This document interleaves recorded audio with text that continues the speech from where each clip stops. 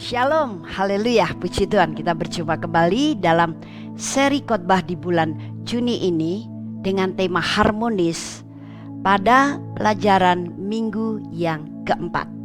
Sebelumnya seperti biasa kita akan berdoa terlebih dahulu.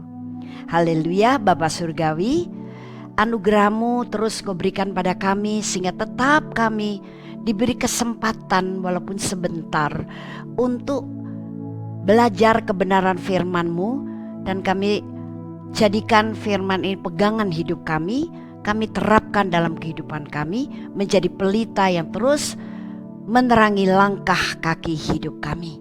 Terima kasih Bapa Surgawi, Roh Kudus yang menolong kami untuk bisa mengerti dan menangkap, memahami dan menyerap kebenaran firman Tuhan ini. Dalam nama Yesus kami berdoa dan kami mengucap syukur. Haleluya, amin. Tema harmonis pada bulan Juni ini adalah berbicara mengenai hubungan. Sekarang di minggu yang keempat adalah bagaimana hubungan kita yang harmonis dengan pemimpin kita. Baiklah, kita akan membaca firman Tuhan di dalam Ibrani pasal 13 ayat yang ke-17. Taatilah pemimpin-pemimpinmu dan tunduklah kepada mereka, sebab mereka berjaga-jaga atas jiwamu sebagai orang-orang yang harus bertanggung jawab atasnya. Dengan jalan itu mereka akan melakukannya dengan gembira, bukan dengan keluh kesah, sebab hal itu tidak akan membawa keuntungan bagimu. Sekarang siapa pemimpin yang dimaksud di sini? Yang pertama adalah pemimpin di atas segala pemimpin yang begitu sempurna, yaitu Tuhan Yesus sendiri. Dan Tuhan akan memimpin kita sangat sempurna dan bijaksana, tidak pernah salah. Kita perlu bersyukur kita mempunyai sang pemimpin yang menjadi penebus hidup kita, yaitu Tuhan Yesus sendiri. Yang kedua adalah pemimpin rohani kita. Yang ketiga adalah pemimpin keluarga kita. Pemimpin keluarga itu adalah tugas seorang ayah atau seorang suami. Tapi jika seorang ayah atau suami ini sudah meninggal dunia, maka kepemimpinan kita itu jatuh ke tangan seorang ibu, di mana ibu ini adalah menjadi penolong sepadan, istri penolong sepadan bagi seorang ayah dan tulang rusuknya, seorang laki-laki.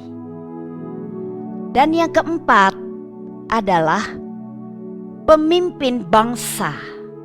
Yang kelima adalah pemimpin di mana Anda bekerja secara sekuler. Semua pemimpin ini yang menentukannya adalah Allah sendiri. Jadi kalau kita tidak ditentukan Allah untuk menjadi seorang pemimpin, kita jangan berusaha dengan kekuatan sendiri untuk mendudukkan diri sebagai pemimpin. Kita tidak akan mampu. Tapi kalau Allah sudah menentukannya dan menunjuk seorang jadi pemimpin, Allah akan mensupport dan memampukan orang itu untuk memimpin dengan baik. Bagian kita dengan pemimpin-pemimpin itu adalah taat dan tunduk. Terlepas dari pandangan kita terhadap pemimpin itu, ada kekurangan,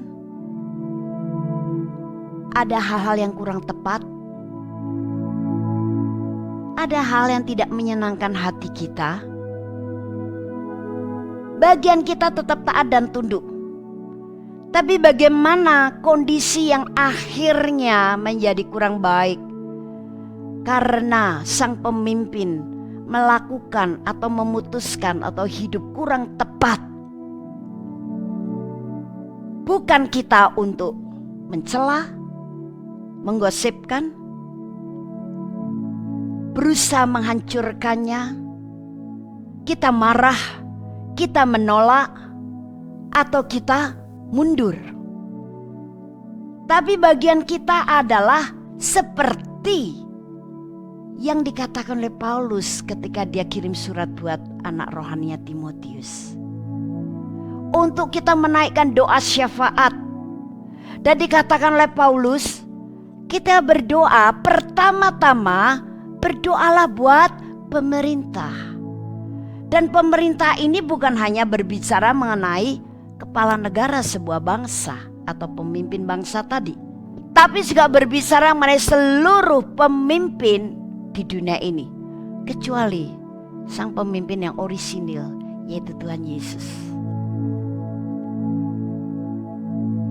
Lebih baik kita mendoakan, kita mengerjakan melalui permohonan kepada Tuhan untuk bisa terjadi perbaikan-perbaikan, untuk supaya sang pemimpin kita hidup dalam jalannya Tuhan, untuk setiap keputusan pemimpin kita memutuskan apa yang daripada Tuhan, untuk membuat sang pemimpin kita tetap bersukacita, tetap sehat, tetap bersemangat dalam memimpin, jujur, baik, berhikmat, berjiwa besar, dan kuat.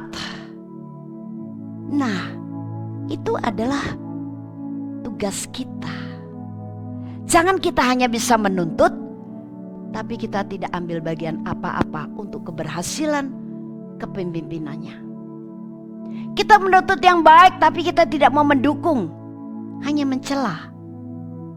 Kita pengen hidup enak, kita pengen diberkati oleh seorang pemimpin rohani, tapi kita hanya menjadi penonton dan menjadi komentator.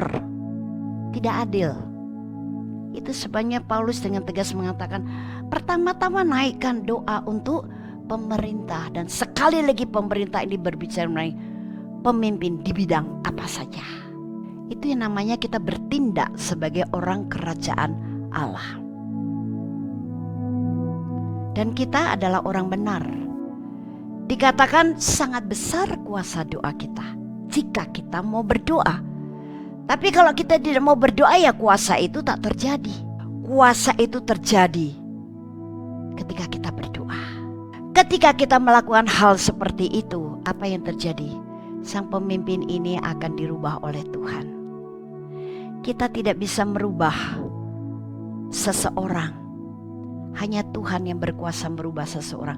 Bagian kita mendoakannya, memohon kepada kasih, kekuatan, dan kuasa Tuhan. Hasilnya akan luar biasa. Ketika kita kemudian mengalami kepemimpinan yang lebih baik daripada sebelumnya, kita akan menikmati berkatnya, kita menikmati damai sejahteranya, kita menikmati sukacita, kita menikmati kenyamanan dalam hidup, kita damai, kita akan mengalami hal yang baik. Dan mengapa kita mendoakannya? Karena kita tidak ditentukan untuk menjadi hakim-hakim sebelum waktunya. Tuhan menghakimi sendiri. Dan belum tentu yang kita rasa, yang kita pikir tentang sang pemimpin itu adalah salah. Barangkali di balik pandangan kita bahwa sang pemimpin itu sudah berbuat kekeliruan atau kesalahan, bisa juga itu ada hal-hal yang baik, rencana Allah yang indah terjadi.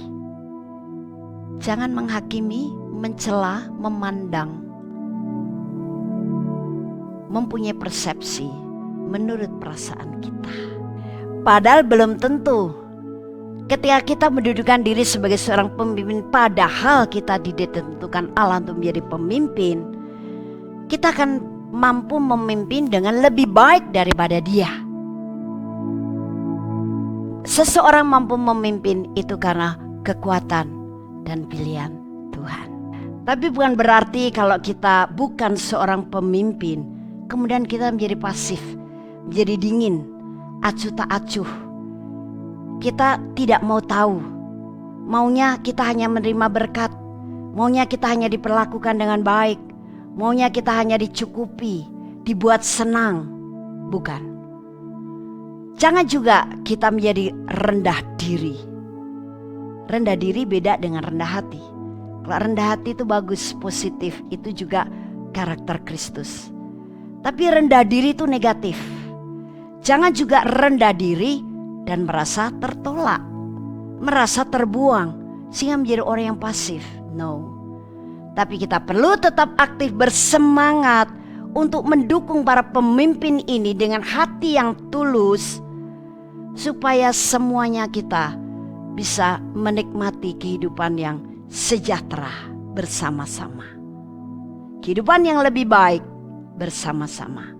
Pemimpin-pemimpin di dunia ini yang perlu kita dukung dalam doa. Karena kalau pemimpin yang tertinggi yaitu Yesus Kristus sudah sangat sempurna. Jadi inti daripada khotbah seri di bulan Juni ini tentang harmonis, saya ulaskan sekali lagi, adalah yang pertama, hubungan yang harmonis dengan Tuhan. Yang kedua, hubungan yang harmonis antar anggota keluarga.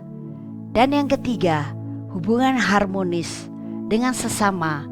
Dan yang keempat adalah hubungan yang harmonis dengan pemimpin. Itu yang harus terjadi dalam hubungan kita di dunia ini.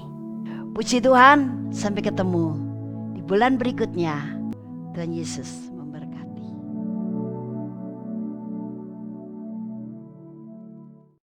Shalom. Terima kasih Anda telah menyaksikan seri kebenaran firman Tuhan yang akan selalu kami unggah setiap minggunya di channel Hope SCC TV.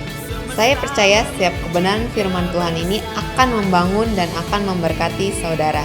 Itu sebabnya jangan lupa untuk like dan subscribe supaya Anda tidak ketinggalan untuk seri selanjutnya.